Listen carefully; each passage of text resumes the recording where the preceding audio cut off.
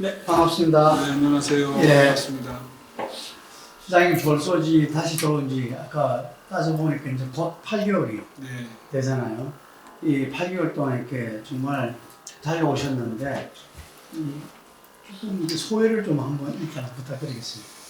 지금 8개월이 금방 지나갔어요.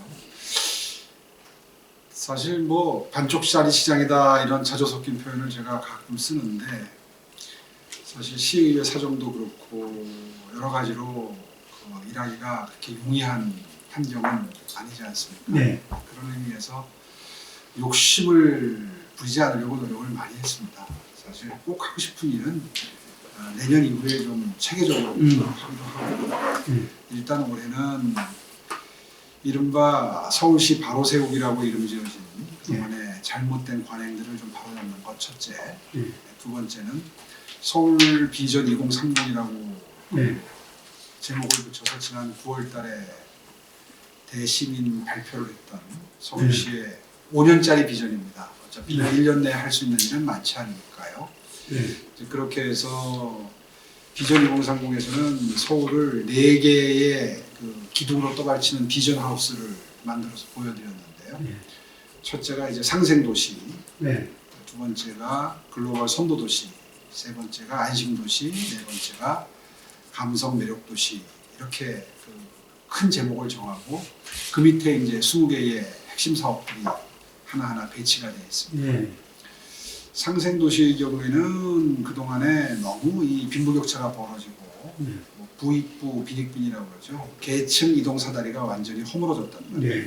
그걸 좀 되살리는 작업이 중심이 되는 것이고 글로벌 선도도시는 도시 경쟁력이 강화가 돼야 일자리가 생기고 경제가 좋아지는 건데 지난 10년 동안 도시 경쟁력 지수가 많이 떨어졌습니다. 그래서 그걸 다시 되살려서 서울에 살러 오고 싶고 투자하고 싶고 관광하러 오고 싶고 머물고 싶은 도시 만들겠다. 그걸 통해서 보다 많은 기업을 유치하고 기업을 활성화하고 관광객을 끌어들이고 해서 서울에 일자리를 많이 만들겠다. 양질의 일자리죠. 세 번째 안심도시는 뭐 코로나19 상황 때문에 안전에 대한 욕구가 굉장히 강해졌습니다. 그걸 이야기하는 거고. 네 번째 매력함성도시는 어디든지 매력이 있어야 거기에 살러 오고 싶고 투자하고 하러 오고 싶은데 그 매력 요소가 요즘에는 여러 가지 요소가 있겠지만 감성적인 요소들이 많습니다. 그런 것들을 한마디로 말해서 살고 싶은 느낌이 드는 살고 싶은 욕구가 생기는 그런 곳을 만드는 게 삶의 질을 끌어올리는 거거든요. 그런 관점에서 경쟁력도 향상시키면서 삶의 질도 끌어올리겠다는 차원에서 이제 수변 도시라든가 뭐 여러 가지 또 프로젝트들이 있습니다. 그렇게 비전을 일단 설정했고요. 이제 그 목표를 향한 정책들이 이번 예산안에 담겨 있는 것이고, 잘 아시다시피 서울시 바로 세우기는 그 동안에 이런저런 명목으로 예산 집행이 비효율적으로 되고 요즘에 뭐 가성비라는 표현을 많이 쓰는데 정책 가성비가 낮은 정책들 과감하게 줄이고 방금 전에 말씀드린 이런 5년 뒤, 10년 뒤의 비전을 달성하기 위한 정책들, 예산 배정 이런 것들을 좀 열심히 하겠다. 그러기 위해서는 이런 부분은 좀 잘못된 관행들은 고쳐야 되겠다. 이런 것들을 지금 중점적으로 8개월 동안 그야말로 뭐 정신없이 뛰어왔습니다. 금방 시장님 이야기 주신 대로 서울 바로 세우기와 서울 비전 2030 그것이 내년 서울시 예산에 녹아 있는 거 아니냐. 그렇습니다. 그렇죠. 그랬을 때 그 중에서 이제 여러 가지 지금 의회가 상대당이 민주당이 99%입니까? 압도적이잖아요. 110석 중에 쉽게 얘기하면 우리 당 제 소속 정당 국민의힘 시의원님들이 7분 계십니다. 그러니까 우리 서울시 예산은 이 시장님이 예산을 내놓고 거기에 대해서 심의 의결을 하되 그 예산을 제출하는 것은 시의 권한이잖아요. 그래서 여러 가지 또 이 지방자치에 불만도 많은 모양이더라고 그 의원들은. 그런데 그 중에서 논쟁거리가 된 것 중에 그 하나가 시민사회 예산, 그래서 그 예산을 뭐 현금 지급기다 뭐 이런 말을 쓰겠습니까? 네. 이게 시민단체의. 그래서 그게 악순환이 되어 왔다가 그 고리를 끊어야 된다.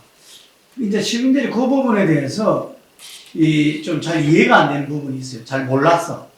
그래서 그 부분이 무슨 말인지 좀 설명 부탁드리겠습니다.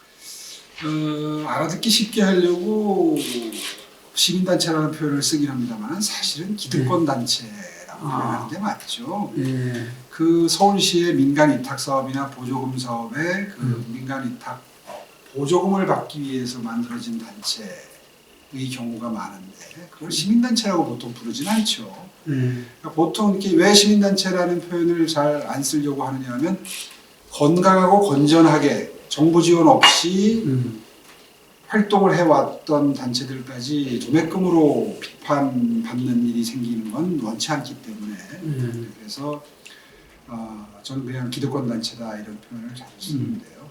지난 10년 동안 전임 시장님과의 어떤 그 시민단체 활동 2년 같은 걸 전제로 해서 사업이 제한이 되고 사업을 제한하면 또 그 사업에 대한 필요성을 연구하는 용역사업 같은 거를 그 제한한 단체에 줍니다.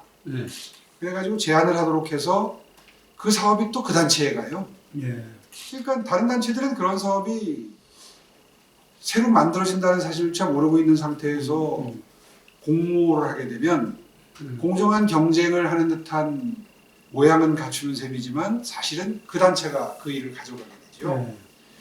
그렇게 해서 뭐 그런 단체들이 뭐 5년, 7, 8년씩 계속해서 그 위탁을 받거나 보조금을 받게 되고 그런 사업들이 지금 많이 늘어나서 뭐 수십조 원이 민간 위탁 사업, 보조금 사업으로 나갔는데 그 중에서 이제 저희들이 성과 평가라고 해서 일종의 가성비 점검 절차죠.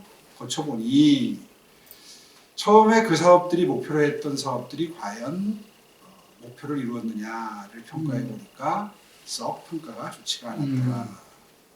실제로 시민 여러분들께 어떻게 체감하고 계시느냐를 조사해 본 결과도 그런 사업이 있는지조차 시민들이 잘 모르는 경우가 태반입니다. 그래서 저희가 그들만의 리그다 이제 이런 표현을 쓰는데요. 그 제안하고 그 사업을 가져가서 그 단체에서 그걸 하고 또 그 단체의 장이 서울시의 간부로 들어옵니다. 국장, 과장, 팀장으로 들어와서 또 그 단체에 그 일을 또 주고 이런 일이 몇 년을 반복되다 보니까 서울시가 마치 그런 단체에 현금 지급기 같은 역할을 한 게 아니냐라는 비유를 하다 보니까 이제 그 얘기가 좀 회자가 됐었는데요. 이제 한 번 정도는 성과를 평가해 볼 때가 왔다. 그건 공감대가 있는 것이고요. 어느 공공기관이든지 새로운 사업을 하게 되면 3년에 한 번씩 혹은 1년에 한 번씩 점검을 하거든요. 근데 그게 이제 그 무비판적으로 몇 년씩 지나왔기 때문에 한번 점검을 다 해봤고 또 정도가 좀 심한 사업의 경우에는 감사까지 시켜봤는데 지적사항이 수십 개가 나올 정도로 문제가 많아요. 그런 사업들이 이제 각 사업에서 다 발견되기 시작했습니다. 바로잡는 것인데 그래서 서울시 바로세우기다라는 그 이름을 붙여봤는데 오히려 뭐 시장이 시종을 사유한다 이런 이제 그분들 입장에서는 비판을 하고 있습니다. 전 그래서 내년도의 선거가 이제 그 판단의 기회라고 생각합니다. 시민 여러분들이 이걸 어떻게 인식하고 계시고 평가하고 계시는지는 선거로 한마디로 성적표가 나올 것이다. 이렇게 보고 있고요. 그런 것들을 뭐 이 짧은 인터뷰 시간에 다 일일이 예를 들어 설명드리기 참 힘든 면이 있습니다. 근데 실제로 제가 또 지역구의 당협위원장으로서 활동을 해봤잖아요. 그래서 지역에서 어떻게 서울시에서 돈이 내려와서 어떻게 지출되고 있는지를 제가 너무너무 잘 지켜봐 왔습니다. 몇 년 동안. 현장에서 그 예산이 어떻게 쓰이는지를 보면 시민들 입장에서는 굉장히 분노하고 분개하실 만한 대목들이 참 많이 발견이 됐었어요. 그런 것을 시장에 취임해서 지금 바로잡고 있는 거죠. 제가 자료를 보니까 TBS 예산 123억 삭감한 게 굉장히 합리적으로 연구를 많이 하셨더라고요. 이 액수가 나오기까지. 그래서 기본적으로 보니 TBS가 지금 독립 재단으로서 된 건 이게 핵심이더라고 보니까. 근데 독립재단이 독립하려고 하지 않는다. 이게 이제 그 지적이시더라고. 간단하게 좀 설명해. 그러니까 언론이라는 건 원래 독립적이라 해야죠. 네. 근데 2년 전쯤에 독립재단으로 표방을 하고 출범을 새로 했습니다. 예.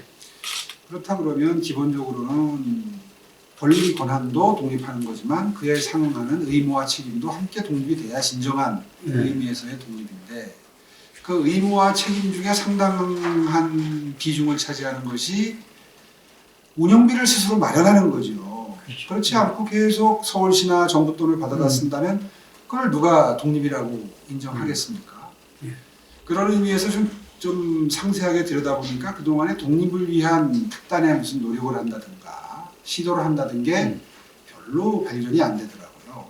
그래서 그 부분에 대해서 한번 다른 사례들을 연구를 해봤더니 대표적인 독립 언론인 공공기관에서 공영 그 언론이지만 미디어지만 독립한 곳 대표적인 데가 KBS와 EBS인데 그 두 방송사를 보니까 재정 자립률이 한 50% 정도 되더라고요. 그리고 우리 서울시에 이제 투자 추적 기관들이 한 20개 정도가 있는데 그 중에서 아주 전형적으로 복지나 이런 거에서 이제 수익을 낼 수 없는 곳을 빼고 자체적으로 재원을 마련해서 운영하는 곳 10곳을 평균을 내보니까 재정 자립도가 한 33%에서 53% 정도 되더라고요. 그런 의미에서 TBS는 한 20%밖에 안 됩니다. 재정 자립률이. 그래서 그런 것 저런 것 다른 타사와의 비교 또 우리 서울시 내부의 다른 투자 추진 기관과의 비교를 해볼 때 여긴 너무 노력이 부족하다. 그러면 방송사가 이제 독립적으로 예산을 마련하려면 천상 광고비를 많이 유치할 수밖에 없는데 유료 광고를 하기 위해서 노력을 했는가를 보니까 그 노력이 거의 뭐 미미하다 이렇게 보여지고요. 그래서 왜 방통위에서 방송통신위원회에서 상업 광고를 허용하지 않는가를 보니까 서울시에서 많이 받고 있지 않느냐. 근데 무슨 또 광고까지 하려고 하느냐라는 그 회의록이 있더라고요. 그렇다면 충분히 주는 게 오히려 독립을 저해하는 요소가 되는 거구나라는 판단이 가능하죠. 그래서 이번에 적정선에서 완전히 다 안 줄 수는 없으니 좀 많이 줄여서 그 독립을 위한 기초 환경을 마련하고 노력해서 광고비를 유치해서 명실상부한 독립을 하라는 뜻에서 이제 그런 결단을 내리게 됩니다. 김어준 씨하고는 상관없는 겁니까? 저는 그래서 네. 오히려 그때 그 사장님이 오셨길래 저는 그런 오해 받는 게 싫다. 그런 오해를 안 받도록 좀 해달라. 저는 김어준 씨 방송을 계속 해라 말아라 할 위치에 있지 않습니다. 네. 그런 오해를 제가 받는 거는 저는 정말 그거는 제가 원치 않는 거죠.